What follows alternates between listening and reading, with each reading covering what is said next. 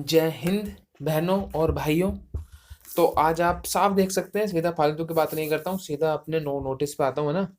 Date आप साफ देख सकते हैं, 7/3/2025 लिखी हुई है, मतलब 7 मार्च, है ना। आज की ही तारीख है जब आप ये वीडियो देख रहे होंगे। भाई मैट्रन के लिए एक नोटिस आया है बहुत तगड़ा, ठीक है। Matron reserve for female only ना, जो आपका 111/23 पोस्ट कोड थी, कोरिजेंडम 2 नोटिस नंबर 258, है ना, जो कि आपका 21/11/2024 को पब्लिश किया गया था ना, आपका मैट्रन का रिजल्ट। उसी में कुछ बदलाव किए गए हैं और मैं आपको बताऊंगा क्या बदलाव किए गए हैं। और ये रिजल्ट वार्डर, एएस और मैट्रन के फिजिकल से कैसे संबंध रखता है वो भी मैं आपको बताऊंगा। बस पूरी वीडियो देखना, एंड तक देखना, सब पता चल जाएगा, ठीक है। चलो स्टार्ट करते हैं। This is in partial notification of the notice number 258, जो 21/11 आपका 21 नवंबर को आपका जो रिजल्ट आया था, उसमें क्या हुआ है मैं आपको बताता हूँ।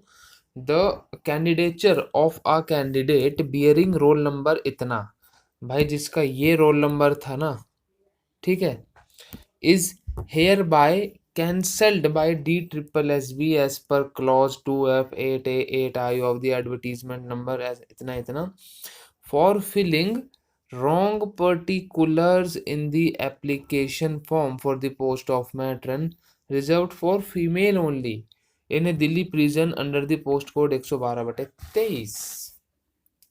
तो इसमें भाई क्या हुआ है मैं आपको बताता हूँ। ये जिस लड़की का रोल नंबर होगा उसका कैंडिडेचर कैंसिल कर दिया गया है DSSB के द्वारा, है ना। अब ये कैंडिडेचर कैंसिल क्यों किया गया है? फॉर फाइलिंग रॉन्ग पर्टिकुलर्स, मतलब इसने कुछ फॉर्म में गलत चीज़ें भरी होंगी, जो मतलब ये फॉल्स कुछ क्लेम कर रही होगी जो उसके पास नहीं है। एग्जाम्पल स्पोर्ट्स कोटा हो गया या PWD हो गया या कुछ भी हो गया, ये कुछ फॉल्स क्लेम कर रही होगी, या हो सकता है कुछ और उसने कुछ गलत भरा हो, है ना। तो इसका मतलब ये है कि DSSB अपनी साइड से जो जो बच्चे पास हुए हैं बॉर्डर, मैट्रन और एएस में, उनके उनका फॉर्म चेक कर रहा है ना। इसका मतलब यही है, अगर वो इसका फॉर्म चेक ना करता तो उनको पता नहीं चलता कि इसने कुछ रॉन्ग पर्टिकुलर्स भरे हैं। पर वो अपनी एंड से इन तीनों पोस्टों के फॉर्म चेक कर रहे हैं, और अगर वो फॉर्म चेक कर रहे हैं इसका मतलब वो फिजिकल के लिए रेडी हैं। वो या तो फिजिकल की डेट या एडमिट कार्ड वगैरह कुछ भी बना रहे होंगे, हमें कुछ नहीं पता, क्योंकि भाई फॉर्म सबके चेक हो रहे हैं, क्योंकि सिर्फ इस अकेली के तो चेक हुए नहीं होंगे, सबके लाइन वाइज चेक हो रहे होंगे, जो जो भी बच्चे पास हुए हैं, है ना। देखो इसमें बता रखा है 653 कैंडिडेट जो पीएसटी के लिए, पीईटी पीएसटी के लिए बुलाए जाएंगे। पीईटी देख लो, साफ लिखा है, फिजिकल इंडोरेंस टेस्ट, है ना। जो भी उसमें 130 बच्चे यूआर के, 311 ओबीसी के, ईडब्ल्यूएस के 45, एससी के 172, एसटी के 30, है ना। ये सब इन बच्चों की चेकिंग हो रही है, ऐसी बॉर्डर वालों की भी हो रही होगी, ऐसी एएस वालों की भी हो रही होगी। तो भाई इन सब के डॉक्यूमेंट चेक हो रहे हैं। भाई अब डॉक्यूमेंट चेक करके कुछ ना कुछ तो करेंगे, ऐसी बात तो है नहीं कि डॉक्यूमेंट चेक करके अपने पास रख लेंगे। तो भाई इनके फिजिकल की बात चल रही होगी डिपार्टमेंट में, है ना। तो अब जिन जिन के कुछ भी गलत निकलता जाएगा उसको बाहर करते जाएंगे। जैसे ये एक मैट्रन में आज लड़की बाहर करी है, क्या पता आज ही शाम को, रात तक, या कल कोई बॉर्डर में निकल जाए, कोई एएस में निकल जाए, है ना, या हो सकता है ना भी निकले।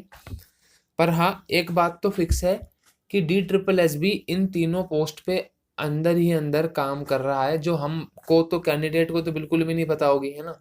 हमें तो जब पता चलेगी जिस दिन नोटिफिकेशन आ जाएगा किसी भी चीज़ का। तो भाई ये अपनी तैयारी में है। अगर आपने रनिंग वगैरह छोड़ रखी होगी तो मैं तो सलाह दूंगा कि थोड़ी बहुत स्टार्ट कर दें, है ना। क्योंकि नोटिफिकेशन के बाद ये आपको मैक्स टू मैक्स 15 दिन देंगे बस। कभी आप सोचो 2 महीने पहले नोटिफिकेशन आएगा, हमें तैयारी का टाइम मिलेगा, कुछ नहीं होगा। 15 या 10 दिन पहले नोटिफिकेशन देंगे कि भाई आपका इस तारीख को फिजिकल है, आ जाना, ठीक। तो भाई ये अगर मैट्रन के साथ हो रहा है तो ये सबके साथ हो रहा होगा।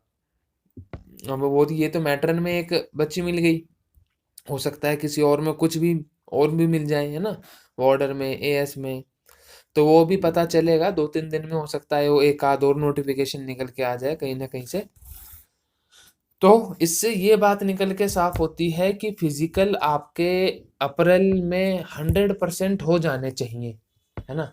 क्योंकि ये डॉक्यूमेंट स्क्रूटिनाइज कर रहे हैं अंदर ही अंदर, तो या तो ये लिस्ट बना रहे होंगे कि कितने बच्चों की फिजिकल लेनी है ना, फिर उनको ग्राउंड वगैरह बुक करने होंगे इतने बच्चों के हिसाब से, या ये एडमिट कार्ड का कुछ प्रोसेस कर रहे होंगे। पर कुछ तो ये कर रहे हैं जब ही इनको ये एक फॉल्ट मिला है ना। और बाकी जो आपका rest part of the notice था वो अनचेंज रहेगा, बाकी उसमें कोई दिक्कत नहीं है। बस ये एक लड़की जिसका रोल नंबर ये है उसका कैंसिल कर दिया गया है, ये देख लेना भाई जिसका भी हो, है ना। बाकी सब कुछ आपका सेम है। और इससे नीचे एक चीज और लिखी है, ये देखो, ये जो कॉपी बनती है ना भाई, ये सबके पास सेंड होती है, ठीक है। ये कॉपी फॉरवर्ड टू इंफॉर्मेशन, मतलब ये कॉपी सबके पास सेंड होती है। अब ये किस किस के पास सेंड हुई है वो मैं आपको दिखाता हूँ। Deputy superintendent, establishment branch, office of the director general of prison, prison headquarter, central jail, Tihar jail, Janakpuri. भाई ये नोटिस तिहाड़ जेल के पास भी गया है, ठीक है। या तो हो सकता है उन्होंने लिस्ट भेज दी हो हमें किन किन बच्चों का फिजिकल लेना है, तभी इन्होंने ये लिस्ट दोबारा भेजी है कि भैया इस बच्ची का कैंसिल कर देना, इसमें कुछ फॉल्ट मिला है।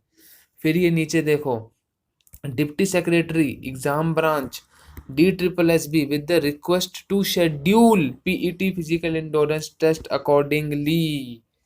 भाई इन सब से एक ही बात फिक्स होती है, या तो आपकी मार्च एंड में या आपका अप्रैल में 100% फिजिकल होना है। क्योंकि ये नोटिस की कॉपी उनके पास भी गई है। अगर अब तक फिजिकल की कोई बात ही नहीं होती तो इस 6 नंबर और 1 नंबर के पास तो नोटिस भेजने का कोई मतलब ही नहीं बनता था। मतलब इन्होंने फिजिकल के बच्चों की लिस्ट बना ली है, अब उन डिपार्टमेंट के पास ये नोटिस भेजा है ताकि वो डिपार्टमेंट इन इस बच्ची का अपने लिस्ट में से नाम काट सके, क्योंकि इसका फिजिकल अब नहीं होना है। समझ रहे हो। तो आपके फिजिकल बहुत जल्द आपको देखने को मिलेंगे, बस थोड़ा सा इंतजार रखो और अपनी तैयारी करते रहो, बहुत जल्द आपको इसके फिजिकल देखने को मिलेंगे, ये मेरा दावा है आपसे। लगे रहो भाई, तैयारी करते रहो। जय हिंद, जय भारत।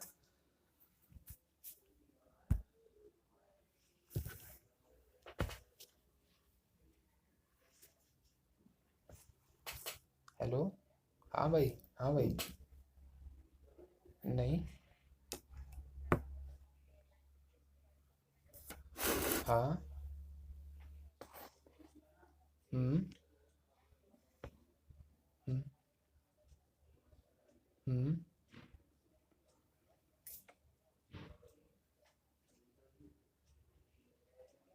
हम्म। हम्म।